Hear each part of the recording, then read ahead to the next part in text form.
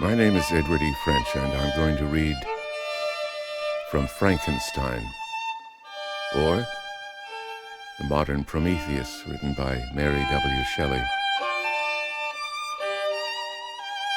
Chapter 20.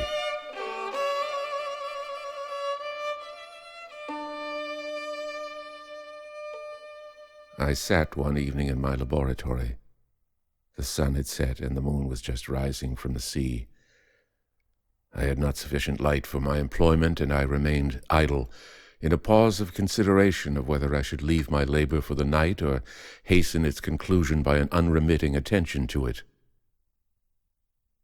As I sat, a train of reflection occurred to me, which led me to consider the effects of what I was now doing. 3 years before, I was engaged in the same manner, and had created a fiend whose unparalleled barbarity had desolated my heart and filled it forever with the bitterest remorse. I was now about to form another being, of whose dispositions I was alike ignorant. She might become 10,000 times more malignant than her mate, and delight for its own sake in murder and wretchedness. He had sworn to quit the neighborhood of man and hide himself in deserts. But she had not, and she, who in all probability was to become a thinking and reasoning animal, might refuse to comply with the compact made before her creation. They might even hate each other. The creature who already lived loathed his own deformity, and might he not conceive a greater abhorrence for it when it came before his eyes in the female form? She also might turn with disgust from him to the superior beauty of man. She might quit him, and he be again alone, exasperated by the fresh provocation of being deserted by one of his own species. Even if they were to leave Europe and inhabit the deserts of the New World, yet one of the first results of those sympathies for which the demon thirsted would be children, and a race of devils would be propagated upon the earth, who might make the very existence of the species of man a condition precarious and full of terror. Had I right, for my own benefit, to inflict this curse upon everlasting generations? I had before been moved by the sophisms of the being I had created. I had been struck senseless by his fiendish threats. But now, for the first time, the wickedness of my promise burst upon me. I shuddered to think that future ages might curse me as their pest, whose selfishness had not hesitated to buy its own peace at the price, perhaps, of the existence of the whole human race. I trembled, and my heart failed within me, when, on looking up, I saw by the light of the moon the demon at the casement. A ghastly grin wrinkled his lips as he gazed on me, where I sat fulfilling the task which he had allotted to me. Yes, he had followed me in my travels. He had loitered in forests, hid himself in caves, or taken refuge in wide and desert heaths. And he now came to mark my progress and claim the fulfillment of my promise. As I looked on him, his countenance expressed the utmost extent of malice and treachery. I thought with a sensation of madness on my promise of creating another like to him, and trembling with passion, tore to pieces the thing on which I was engaged. The wretch saw me destroy the creature on whose future existence he depended for happiness, and, with a howl of devilish despair and revenge, withdrew. I left the room, and, locking the door, made a solemn vow in my own heart never to resume my labors. And then, with trembling steps, I sought my own apartment. I was alone. None were near me to dissipate the gloom and relieve me from the sickening oppression of the most terrible reveries. Several hours passed, and I remained near my window, gazing on the sea. It was almost motionless, for the winds were hushed, and all nature reposed under the eye of the quiet moon. A few fishing vessels alone speckled the water, and now and then the gentle breeze wafted the sound of voices as the fishermen called to one another. I felt the silence although I was hardly conscious of its extreme profundity, until my ear was suddenly arrested by the paddling of oars near the shore, and a person landed close to my house. In a few minutes after, I heard the creaking of my door, as if someone endeavored to open it softly. I trembled from head to foot. I felt a presentiment of who it was, and wished to rouse one of the peasants who dwelt in a cottage not far from mine, but I was overcome by the sensation of helplessness so often felt in frightful dreams, when you in vain endeavor to fly from an impending danger, and was rooted to the spot.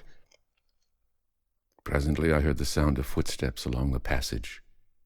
The door opened, and the wretch whom I dreaded appeared.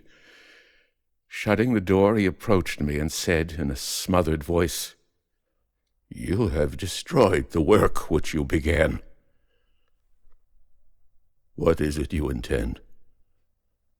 Do you dare to break your promise? I have endured toil and misery. I left Switzerland with you. I crept along the shores of the Rhine, among its willow islands, and over the summits of its hills. I have dwelt many months in the heaths of England and among the deserts of Scotland. I have endured incalculable fatigue and cold and hunger. Begone, I do break my promise. Never will I create another like yourself, equal in deformity and wickedness. Slave, I before reasoned with you, but you have proved yourself unworthy of my condescension. Remember that I have power. You believe yourself miserable, but I can make you so wretched that the light of day will be hateful to you. You are my creator, but I am your master. Obey. The hour of my irresolution is past, and the period of your power is arrived. Your threats cannot move me to do an act of wickedness, but they confirm me in a determination of not creating you a companion in vice. Shall I, in cool blood, set loose upon the earth a demon whose delight is in death and wretchedness? Begone! I am firm, and your words will only exasperate my rage. The monster saw my determination in my face and gnashed his teeth in the impotence of anger. Shall each man, cried he, find a wife for his bosom, and each beast have his mate, and I be alone? I had feelings of affection, and they were requited by detestation and scorn. Man, you may hate, but beware. Your hours will pass in dread and misery, and soon the bolt will fall which must ravish you from your happiness forever. Are you to be happy while I grovel in the intensity of my wretchedness? You can blast my other passions, but revenge remains. Revenge henceforth dearer than light or food. I may die, but first you, my tyrant and tormentor, shall curse the sun that gazes on your misery. Beware, for I am fearless and therefore powerful. I will watch with the wiliness of a snake, that I may sting with its venom. Man, you shall repent of the injuries you inflict. Devil, cease. Do not poison the air with these sounds of malice. I have declared my resolution to you, and I am no coward to bend beneath words. Leave me. I am inexorable. It is well. I go, but remember, I shall be with you on your wedding night.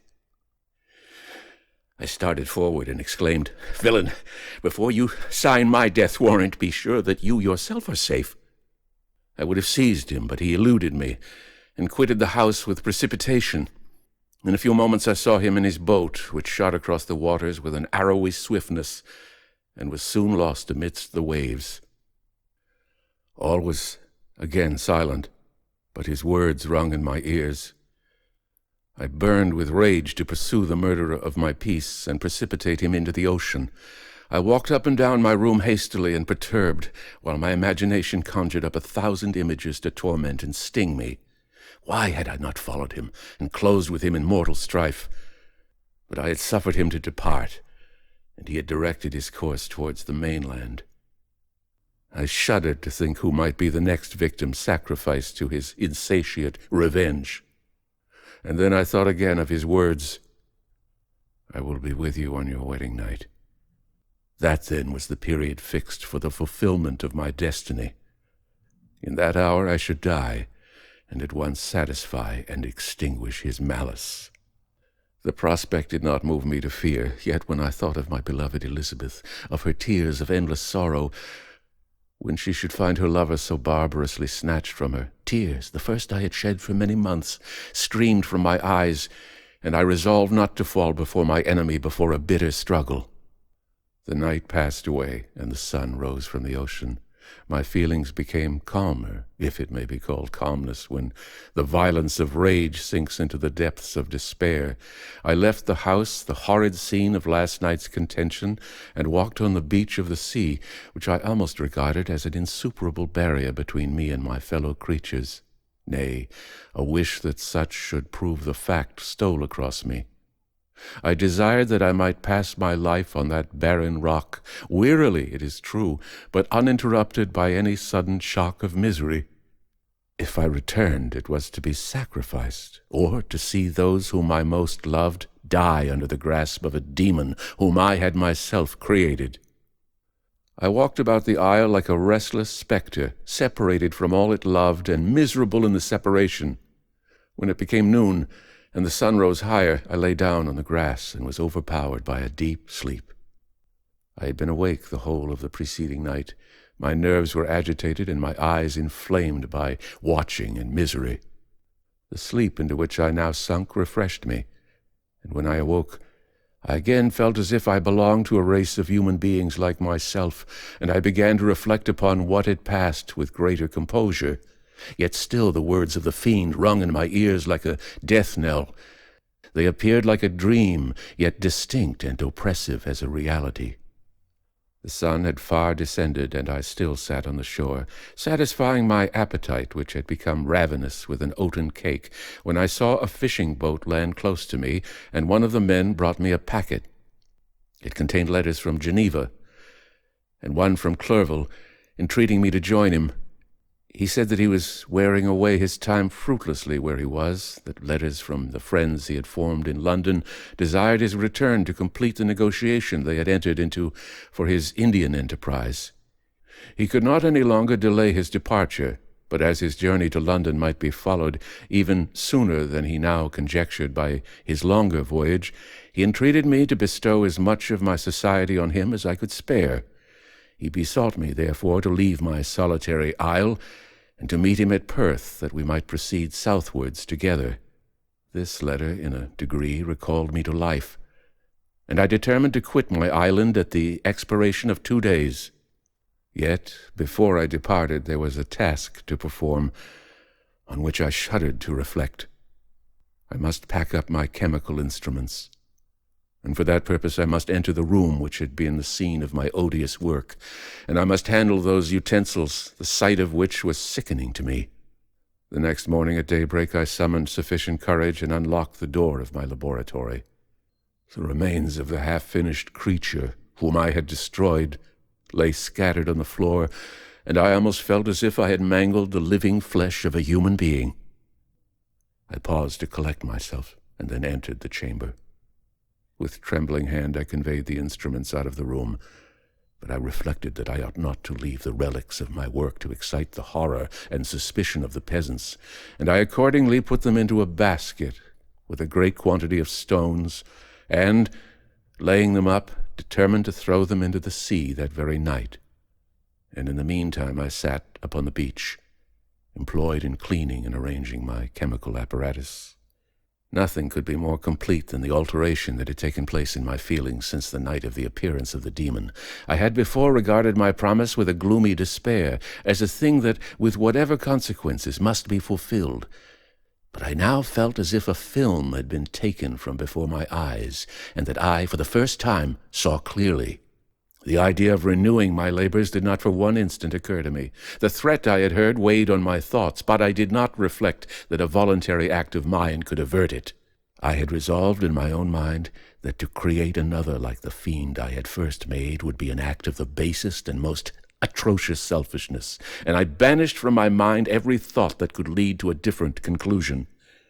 Between 2 and 3 in the morning, the moon rose, and I then, putting my basket aboard a little skiff, sailed out about 4 miles from the shore. The scene was perfectly solitary. A few boats were returning towards land, but I sailed away from them. I felt as if I was about the commission of a dreadful crime, and avoided with shuddering anxiety any encounter with my fellow creatures. At one time the moon, which had before been clear, was suddenly overspread by a thick cloud, and I took advantage of the moment of darkness and cast my basket into the sea. I listened to the gurgling sound as it sunk, and then sailed away from the spot. The sky became clouded, but the air was pure, although chilled by the northeast breeze that was then rising. But it refreshed me, and filled me with such agreeable sensations that I resolved to prolong my stay on the water, and, fixing the rudder in a direct position, stretched myself at the bottom of the boat. Clouds hid the moon.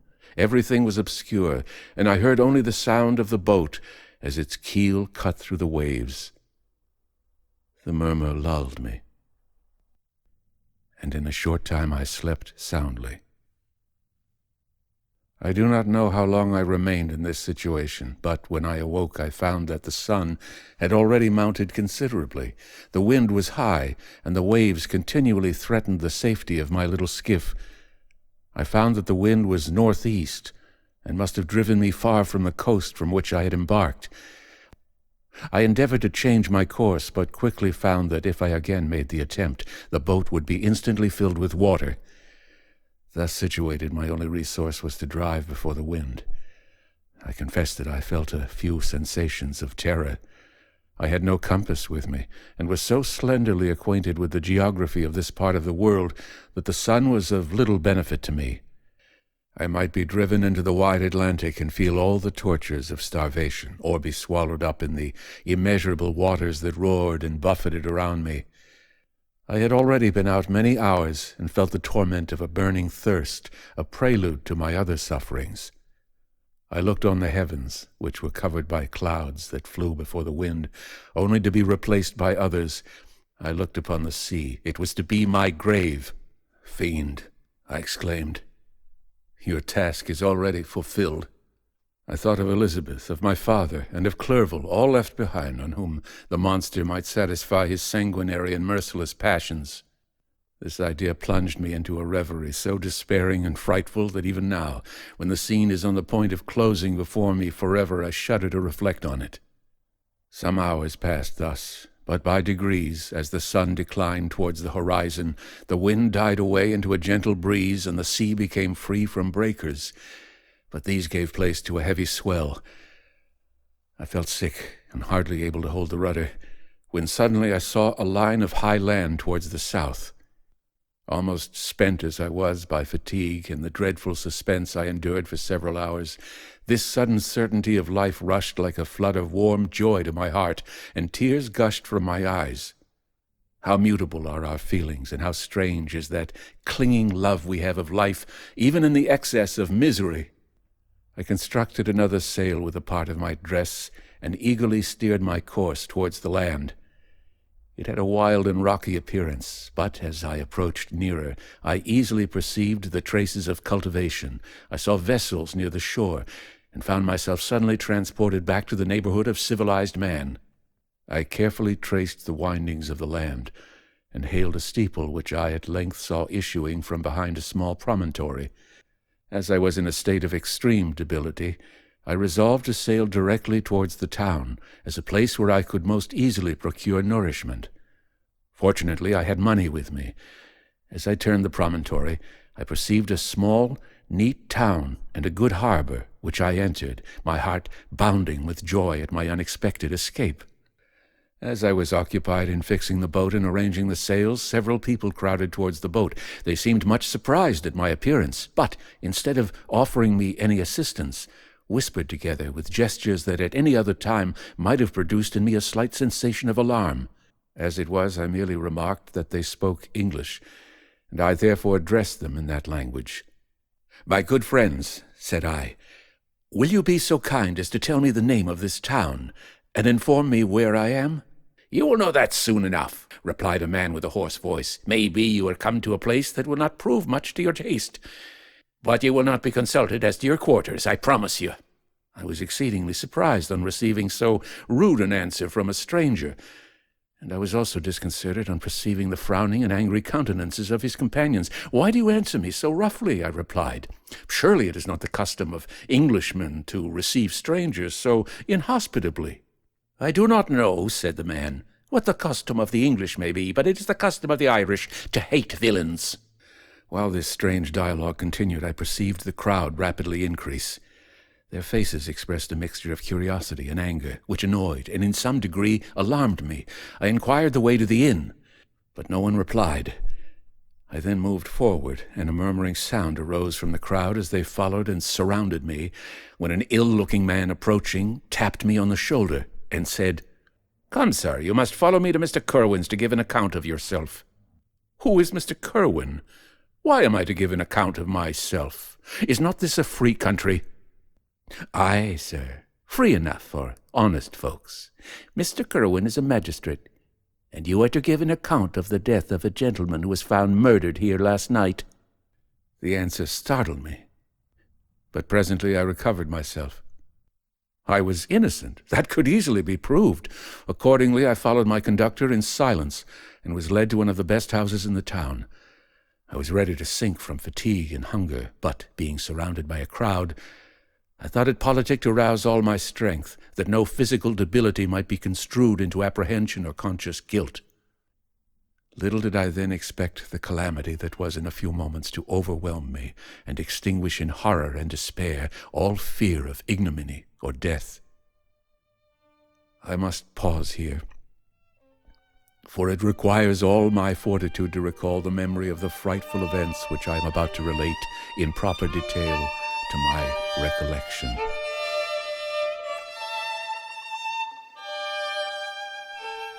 This audiobook is copyright by Edward E. French. All rights reserved. Inquiries regarding this recording should be addressed to Permissions Manager at email edwardfrench06@hotmail.com. That's edwardfrench06@hotmail.com.